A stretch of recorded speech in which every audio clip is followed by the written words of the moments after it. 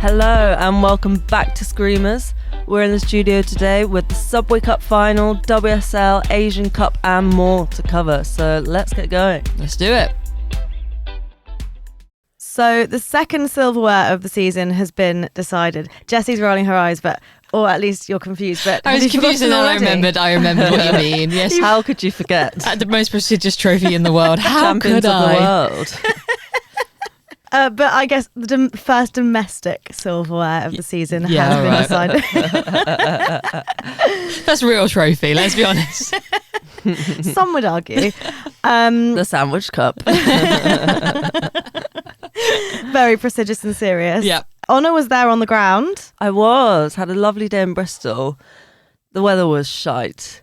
Is it a Subway Cup final if it doesn't piss it down? That's kind of the vibe, yeah, that's what we were saying. But it was very funny because we were on the train there, passing through Bath, and it was just like blue skies and sunshine and gorgeous. And the closer we got into Bristol, it was just like we were going into the clouds, and it was windy, it was rainy, it was everything for a bit of drama. Then the sun peeked out at the end. For the trophy celebrations. Exactly. And then disappeared when we all left. So, yeah. But great day out. Who are you supporting? I was kind of neutral. I just wanted to see goals and a bit of jeopardy, which I didn't really get jeopardy. No. I was with two Chelsea fans and my mum.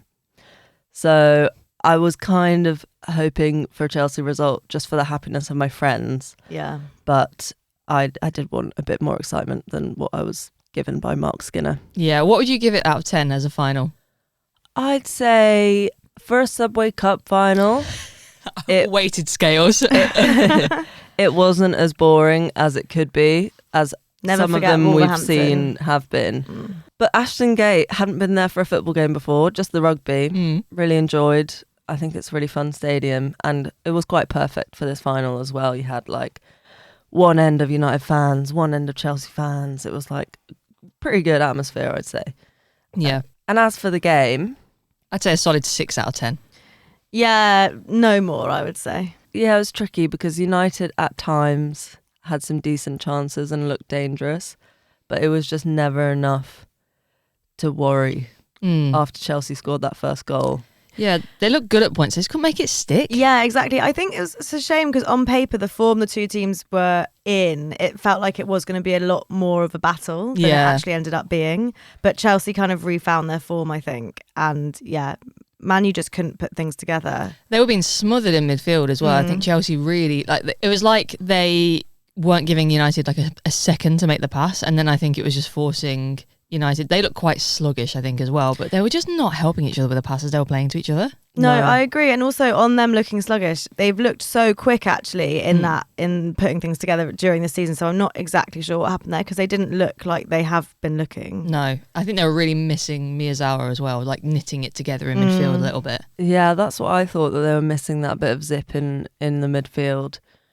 But it was a very classic United against Chelsea in the sense that United had some defensive howlers and Chelsea capitalised. Yeah. Which seems to always be the way that they can kind of hang on and then they'll make a really stupid defensive error. Yeah, I don't think either of these goals cover themselves in glory because very well taken goal by Lauren James, but for it to come from a dreadful pass from Dominique Janssen. I think come from a dreadful pass, and also she had so much space around her as well, which I also think with Lauren James, she is going to take that chance if you give her that space. I don't think either of the Chelsea goals came from like moments of incredible magic they had created. I think it was more Man U falling slightly short. Yeah, it was funny as well because this is essentially what Mark Skinner said in his post-match. He was like, Chelsea's goals were both rubbish. Did he? And that's on us. He was on a weird one yesterday, though, wasn't he? It's very funny because he obviously justified it and said, and that's on us, and like we know we can play pretty football, but they can find like something more to be able to win a game, and we need to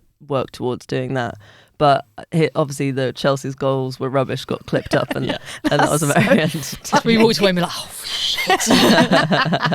It's so Mark Say Skinner. how you really feel, Mark. Well, apparently didn't he try and say something to Aggie Beaver-Jones? Was that Mark Skinner or somebody else? Apparently in the coaching United staff? assistant. Was Yeah, the assistant. but he just like said something behind his hand to Aggie as she was coming on. And it could have just been nice to see you back on the pitch, and but everyone's immediately like, "Oh, it must be He's awful." shit talking. I, at the risk of pissing off the goalkeepers union, I do think Fallon Tullis-Joyce should have done better for the Aggie goal. Yeah, I think so as well. I mean, both goalkeepers actually were not having the best of days. I think Hannah Hampton with her distribution was like trying to fizz out these passes in the rain and just kicking the ball out over and over again. It was like Hannah Hampton of 18 months ago, wasn't it? Yeah, she just looked a bit unsettled. And then Fallon, again, was not her best. She looked a bit shaky. And obviously those 2 goals. Yeah. It was incredible hunger from Aggie to get that goal, but it's only really going in one direction. I don't think Fallon was set properly at all.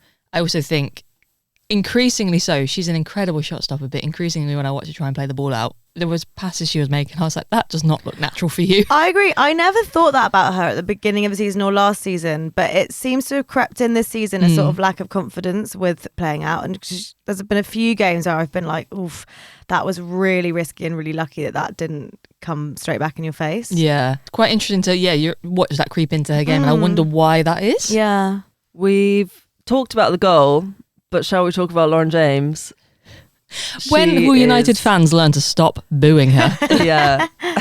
She loves to play against United. Obviously, there is a bit of a personal thing there. And I think the form we've seen her in since this international break, we talked about how good she was against Iceland. And then for her to bring that confidence into this game and just like play like she owned the pitch. Yeah. It's really exciting to watch. I switched watching the BBC coverage in one half and Sky in the other. So I can't remember which set of commentators it was, but one of them made a point of great defensive shift from Lauren James. You know, she's often criticised for not being part of her game. And I feel like that criticism is just kind of not really relevant to Lauren James anymore. Like, baby Lauren James first breaking through, yeah, she didn't track back, she didn't put in a shift, but I feel like consistently every game now you cannot criticise her for her effort. I completely agree. I think in some games, especially international games last year, the defensive shift that she put in was much more significant than the attacking shift. It's kind of become a tag that has stuck with her even against the, sort of the evidence of what's on the pitch. Yeah, I agree. Also, I was thinking about Lauren James the other day, and her kind of return from injury, this latest return and this like huge confidence she's showing is the sole reason why I'm not confident about Arsenal going to the semi-final of the Champions League. Because I think a few months ago, I actually thought we might pip Chelsea, but now with LJ back in the mix, I just think she's just so unstoppable. Yeah, she's just going to have more and more space in that team to flourish. Not that she already wasn't one of the stars, but you know, with Gura Wrighton going, with the rumours of who might be leaving Chelsea in the summer, like now's the time for some of those players to really be like, this is my team. Yeah, exactly. So yeah, could be a terrifying prospect for Arsenal in the knockouts. I thought it was quite funny that apparently Sonia Bonpastor had told Chelsea to not celebrate too much because, you know, they've got a league to focus on, they've got the Champions League to focus on, and no one told Erin Cuthbert was standing there being sprayed in the face with champagne. But like all of the other Chelsea players just ducked and ran for cover as if it was something terrifying. They were screaming, and meanwhile Erin Cuthbert's just standing there being sprayed in the face with champagne. It was very strange. She is hardcore. It is crazy because obviously Chelsea are kind of out of the WSL running, but now Bonpastor has won 4 out of 4 pieces of domestic silverware available in the time that she's been at Chelsea, which is just crazy. Yeah, that is quite mad. But speaking of the WSL, should we get into what happened this weekend a bit? Obviously, I was busy in Bristol, but I have managed to catch up. What games do you want to start with then? We'll give you the dealer's choice. How about Villa City? I think that's probably a bit of a headline from this weekend, with more drop points for Man City in the title charge. It's the first draw they've had all season, which is wild, but also a really important draw for Aston Villa because they've been on a bit of a slump recently, and that hopefully arrests it a little bit. Maybe this is the Asia Cup effect. Yeah, I mean, it is quite concerning for Man City how much not having Yui Hasegawa in the team really sort of takes away a lot of that stability in midfield. Oh yeah, I mean they've been relying on her for like 4 seasons. Yeah. I think, I mean, all I'm saying is I wouldn't start rejoicing that we're all going to catch Man City. I think the other player that they were really missing was Yamashita, because I do rate Keating. I think she can play really well, especially with her feet, but her shot stopping in this game left a lot to be desired. Obviously they kept a clean sheet, but the way she was spilling the ball over and over again, had to rely on her defenders to clear it. It was just like, it was like watching a player who hasn't played for a while, which is exactly what it was. Everyone's saying how much not having the Champions League has sort of helped them have a little bit more rest and a little bit more preparation for games, but it does mean there's fewer opportunities to rotate the keepers. So it's not surprising that she's looking so rusty.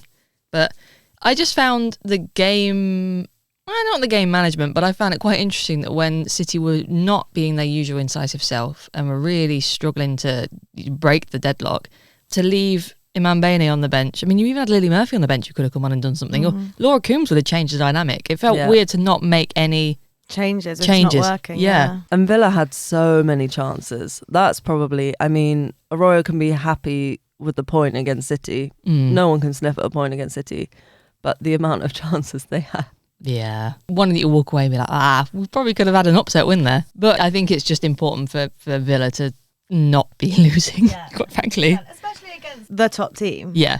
You know, that's got to mean something, even if it will feel frustrating that they didn't manage to convert any of those chances. But aside from Villa City, I think probably the biggest surprise or shock of the weekend was Spurs losing 2-1 to Everton at home as well, which I just didn't expect. Yeah, I think we're seeing Everton building confidence now. I mean, we always loved and hated Sorensen over the years, but it seems like whatever they're doing now is kind of working. And definitely having Kelly Gargo back in the mix, as we spoke about before, she was able to come on and then finish that second goal, which really changed everything. They're on a real hot streak, and it's really nice to see them just playing positive football. I think Tony Payne was just dynamite that entire... If she'd been a bit more clinical, Everton would have been out of sight by half time.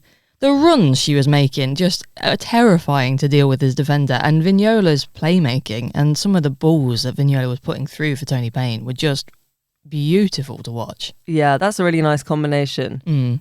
The thing is, Tony Payne, her runs are such an amazing quality, but it's exactly what you said. It's the decision making and clinical finishing, which she has always seemed to lack.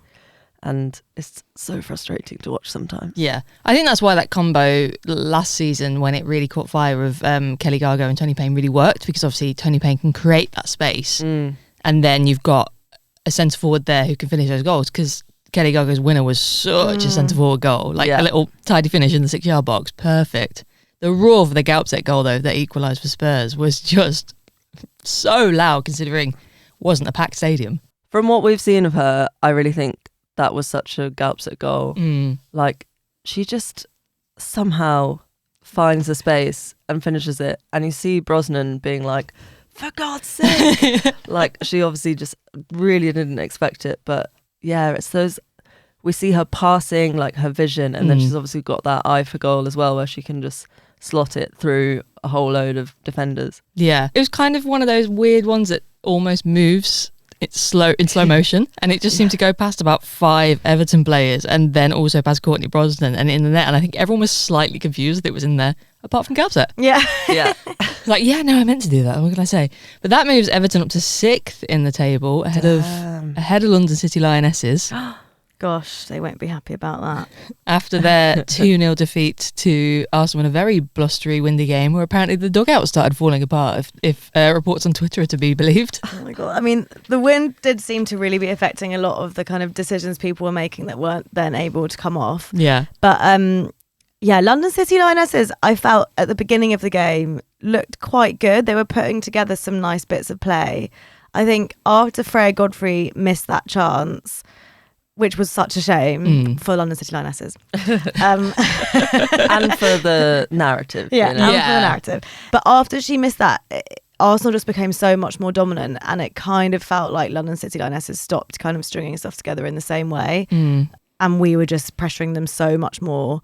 But, you know, it's a game that I would have liked to think we were going to win. I don't think we were as clinical as we could have been. I think both teams had 2 shots on target. We managed to score ours and they didn't. But I mean, never at any point did I think London City Lionesses were going to win, but I also didn't think it was like a storming performance from Arsenal either. Yeah. I mean, this does bring us up to 6 wins in 6 games and 5 clean sheets in those games, which is great. And we haven't really enjoyed that level of success in a run for a long time.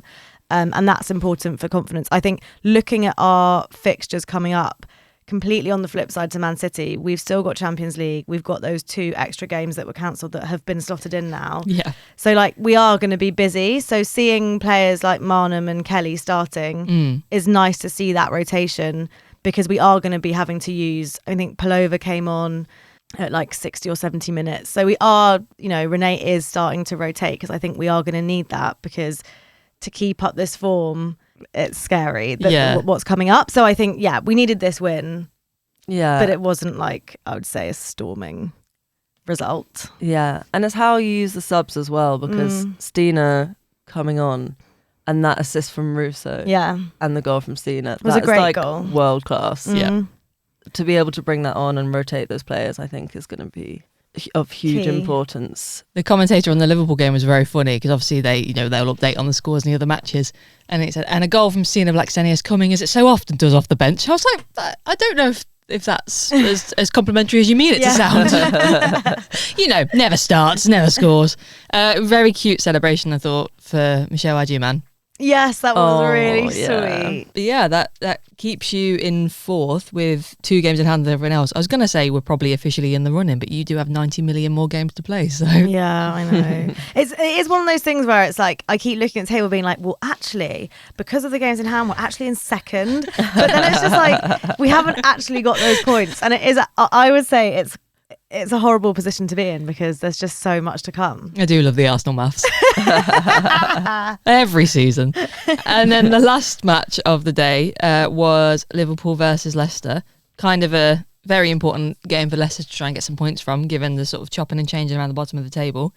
2-0 win for Liverpool. Was that good to say? It was good, but it was a frustrating game because we should have been out of sight by half time. Yeah. Leicester only had the ball in the first half because we gave it back to them.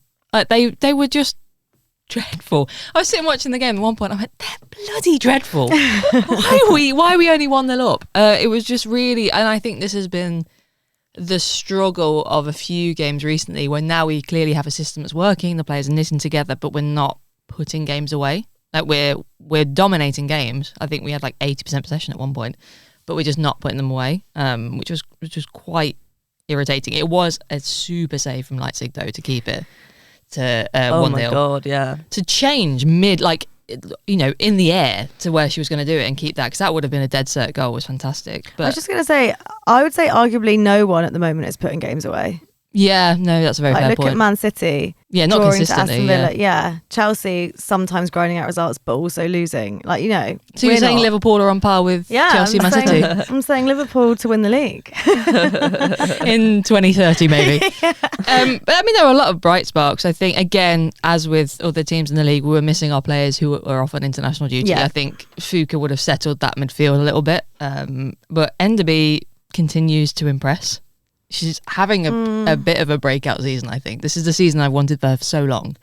She looked great. Beata obviously looked great. Shilag, when she came on, looked an absolute terror. Yeah, that was really great from her to win that penalty. Yeah, it was stone cold pen. Stone cold. She was so strong, and I can see why you'd want to trip her. Yeah. I mean, arguably, I think we probably should have had a penalty before that as well, because Beata Olsen just got absolutely bodied off the ball from behind. I'm like, there was no attempt to play the ball there, but sure, let's let it go. Rachel Williams, bless, had to put in such a defensive shift, and that just feels like shouldn't be sending Rachel Williams to run after 20-year-olds. That's just not fair on her anymore. Don't make her do that. It's quite difficult to see how Leicester will get off the bottom, because they're also struggling with a bit of an injury crisis. I think they only had 5 players on the bench. Like 5 outfielders. They just don't have the bodies, I think, to kind of do anything now. And they're currently now, after that result, 2 points behind West Ham, 4 points behind Liverpool. They both have a game in hand on Liverpool and Villa, who are, quite a bit beyond. But I think the writing might be on the wall for Leicester to be in that playoff spot come the end of the season. It's kind of exciting this season how it's not a straight relegation, though.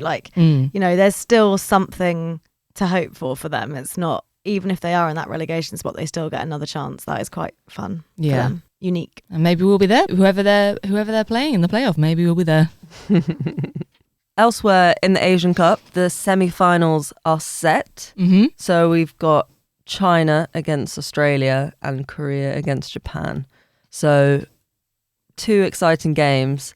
We have been saying from a while ago that we think we might see an Australia-Japan final, which I would say is still fairly likely given the showings of the other teams. Obviously, Australia and Korea did draw before, so anything can happen. Who do you guys think?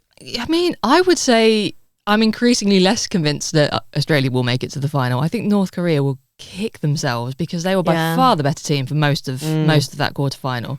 and they just couldn't get the shots away. And I think Australia had 2 shots on target and they scored them both, and that's kind of all you really need. I mean, the fact that Alanna Kennedy is in the running for the Golden Boot is hilarious. It's giving Millie Bright at the Arnold Clark Cup. So brilliant. She's in the running for a Golden Boot and doesn't have a black eye. What is going on? Has there ever been a greater sign of the topsy-turvy world that we're living in? But I just think Australia is not looking convincing to me at the minute. I think they've got the kind of mentality that they want to go all the way, and I think that's what's carrying them. I don't think it's like that they're playing a really good game plan at all. I completely agree. But I think that home crowd, the home advantage, like, you know, there's things that are getting them through at the moment. I don't back them if it were to be a final against Japan. I think Japan look incredible.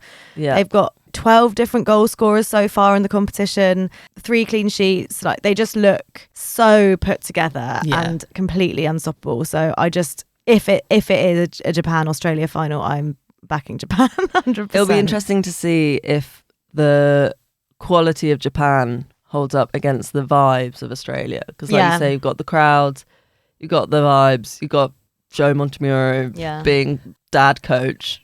Like, everything is there for a good time, but it's just whether tactically and technically. Yeah. But I think everything's there for a good time for Japan as well when you watch them play. Like, I think they're having the best time. Yeah. Like, every time they score a great goal, they're like really happy. It's just like they're loving it. Like, it just seemed like a really great vibe for the team. And I do think everybody kind of likes Japan as well. So for fans who are there in Australia who, you know, aren't fans of Australia will quite happily root for Japan, I think. Yeah. If it goes to them in the final. We were all basically rooting for them at the World Cup, despite, you know. Their scoreline against the Philippines is a terrifying prospect to look at if you're South Korea. Although, fair play to the Philippines, they did basically hold out for most of the first half. Yeah, I know. And then the floodgates just opened after half time. Yeah, but I think Japan are just, they look terrifying. It's interesting as well because obviously we've talked about the discrepancy between different teams in the Asian Cup. And so, you know, Australia and North Korea were 2 of the kind of higher ranked teams playing each other in the quarterfinal, whereas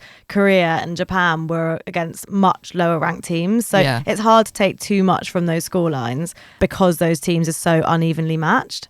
Having said that, we know the quality of many of those Japanese players in that squad.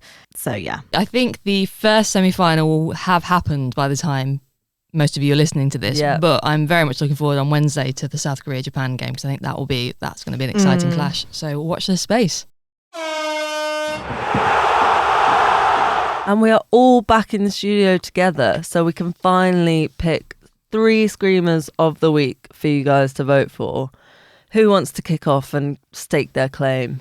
I'll go first. Seeing as we've been talking about the Asian Cup, mine is from one of the last group games from Chinese Taipei versus India, and it's Manisha's incredible free kick. Incredible free kick it's quite a distance from the goal, and just absolutely arrows it like it's like a rocket.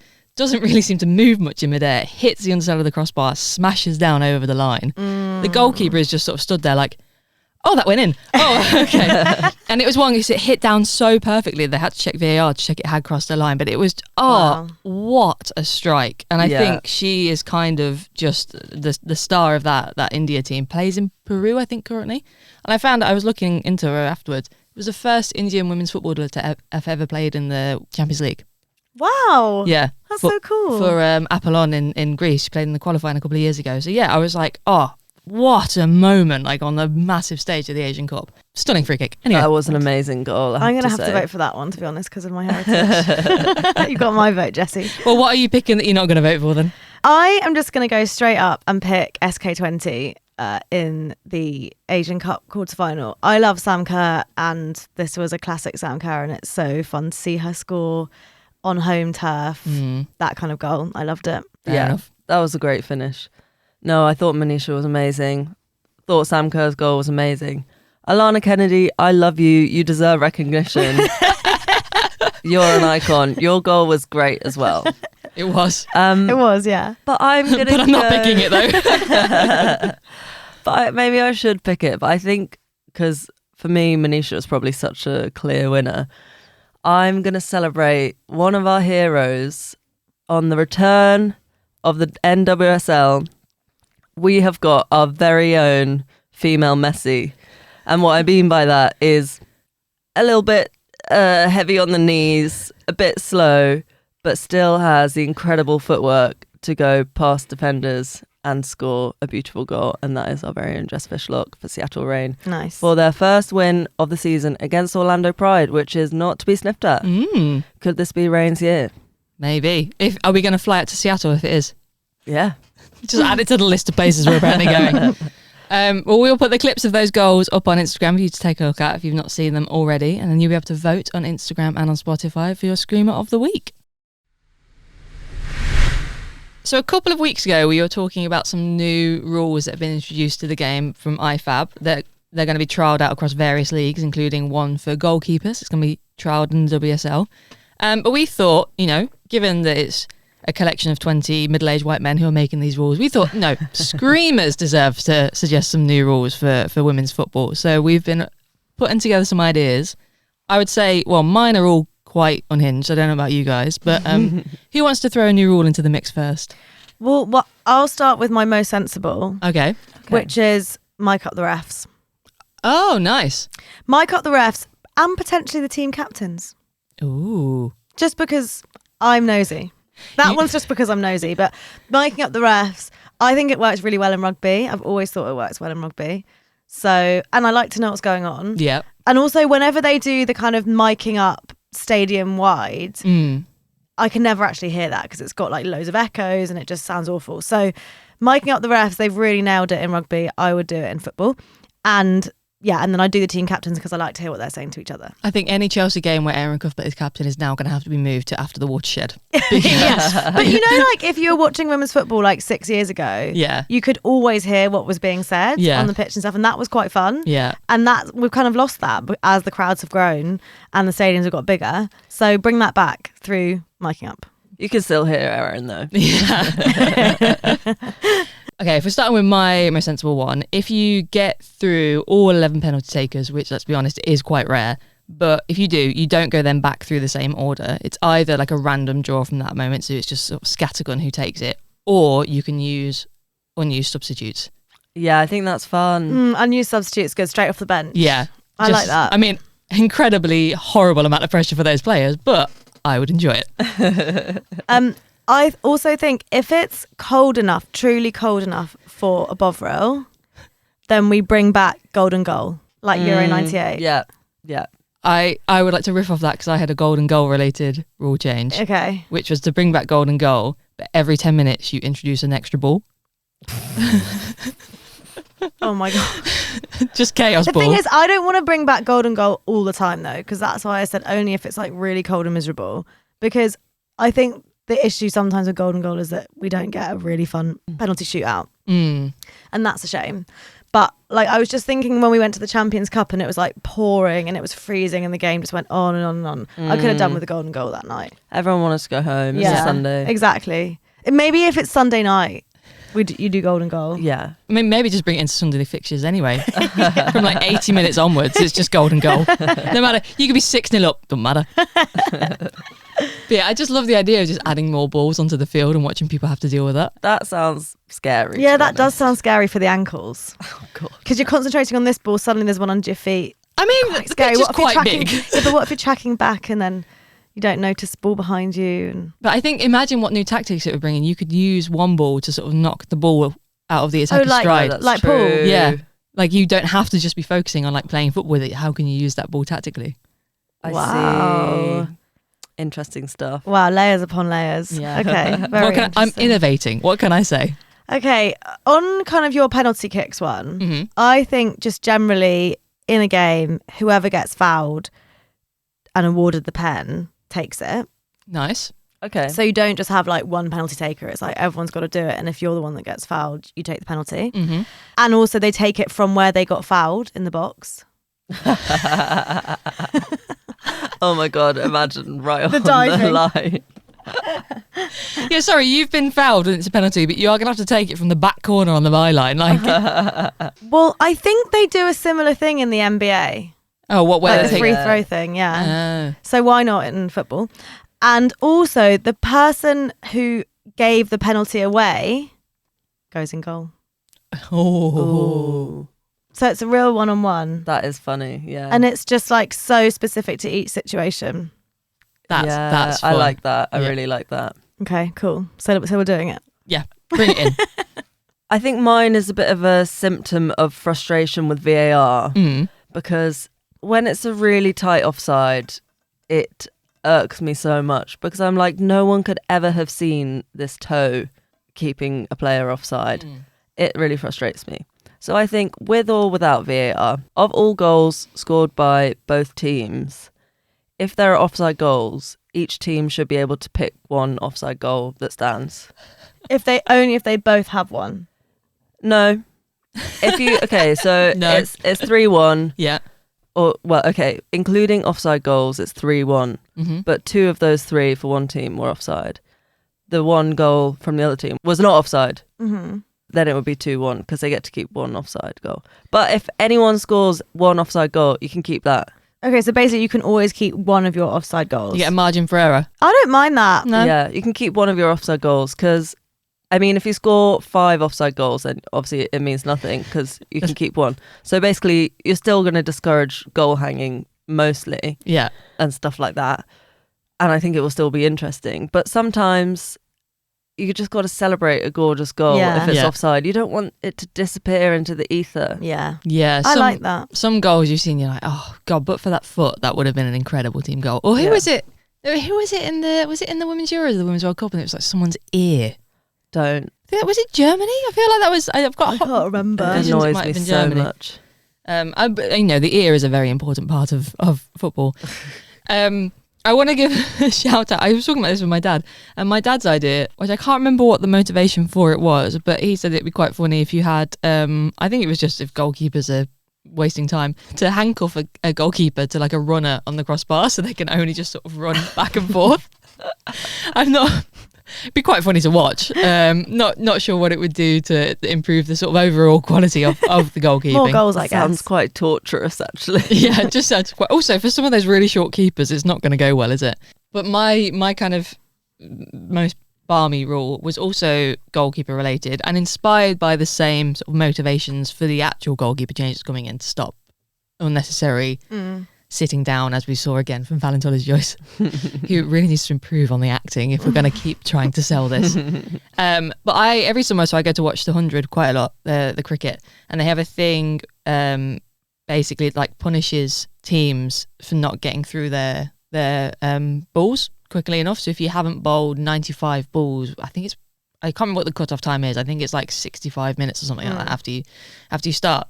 You have to bring a fielder in, so it sort of encourages like then going for the boundary. It's a bit, adds a bit of drama to the final 5 minutes.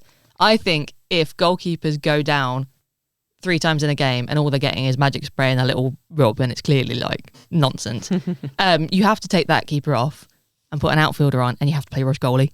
Oh my God, that would definitely stop this. Yeah, and you can't just have an outfielder parked in goal. So there's got to be like it can only be like a same player for a certain amount of time. They have to come out and it has to be proper rush goalie. And if you want, you can sub on an alternate keeper for an outfield player. But again, they have to do it as rush goalie. So they have to be playing outfield at points as well.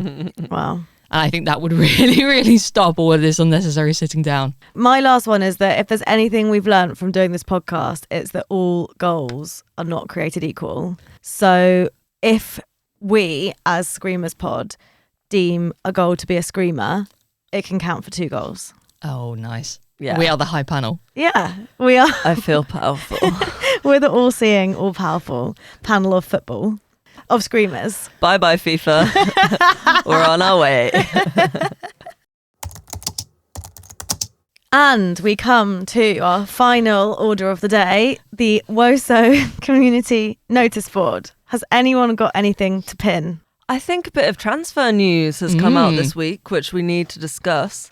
Firstly, we heard about the departure of Guru Reiten from Chelsea to Gotham. No warning. She's off. She's gone.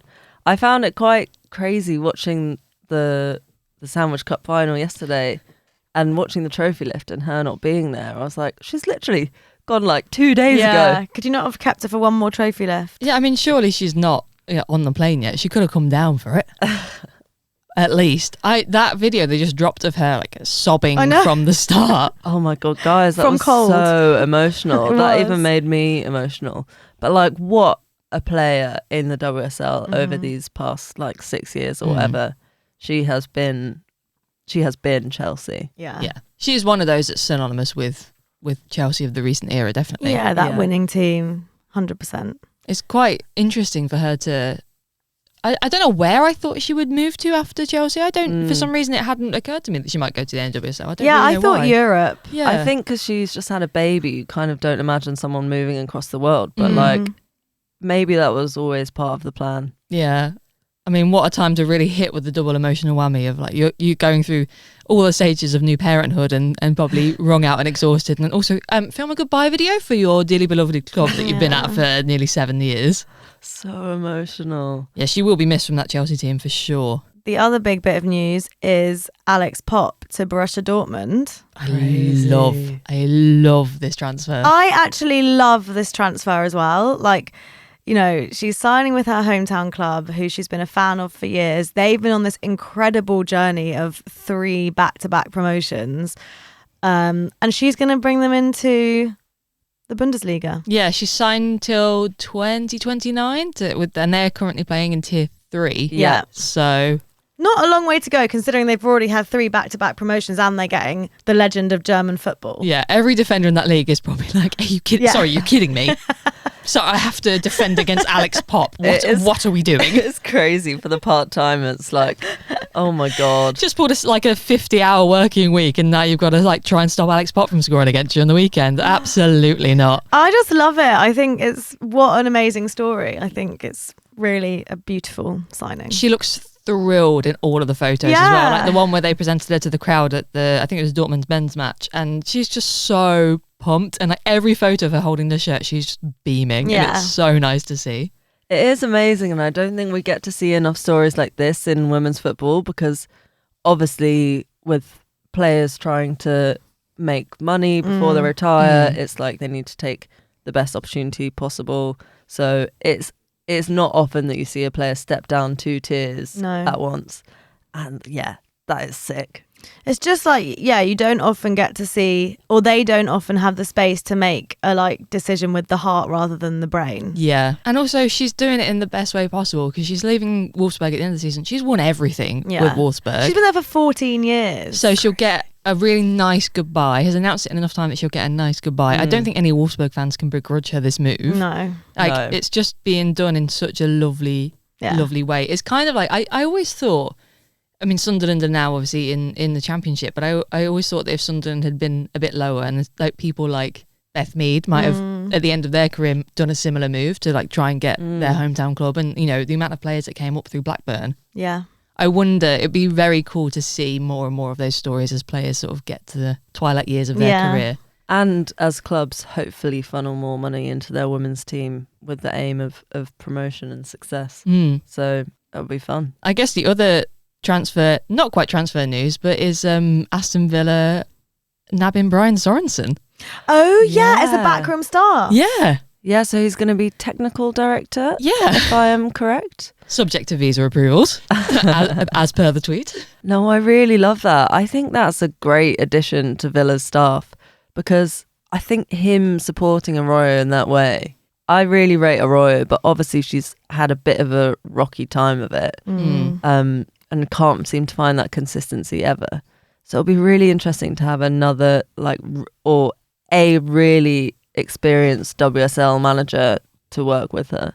I can't think of that happening though in recent memory of somebody so soon after leaving their own head coach role joining the backroom staff of another club. No, me neither. Anything else for the notice board? Yeah, I went to see this really great short earlier in the week called Squeaky Bum, directed by Alicia Ford, about sort of, not specifically women's football, but about how toxic masculinity can feed off that environment around football and sort of the interplay of that with domestic violence and the kind of broader conversations around that. It was really interesting. It was kind of, I feel like a lot of films that we see like this, just football is inherently like the bad guy in the film and there's no nuance to their portrayal. And it was just a really interesting, discussion and treatment of the idea of like how football and sort of the conversations around that and ideas of masculinity and how that's portrayed in football fandom can feed into this. It was just a really great short in and of itself, but also it was kind of done with the support of Fulham. So this screening was being hosted at Fulham Pier, and Fulham women, I think, have been really keen to host this screening. It was part of their International Women's Day programming, I think.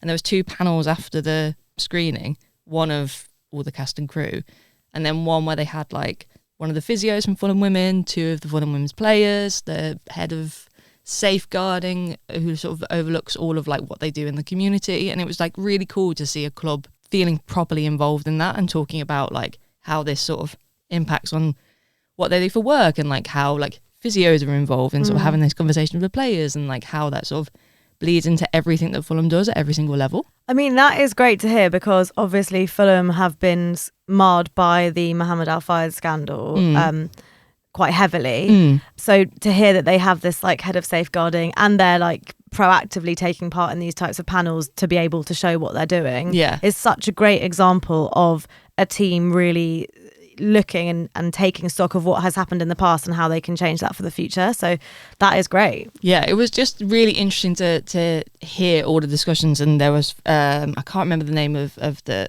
charity, but like they're going to be running sessions in partnership with Fulham, I think primarily for their like community sessions, but just to like open these conversations up. And you know, films like this are another way to help reach people and sort of open up that topic of conversation in a way that feels more accessible. Then I just think like the more people that can see it, the better.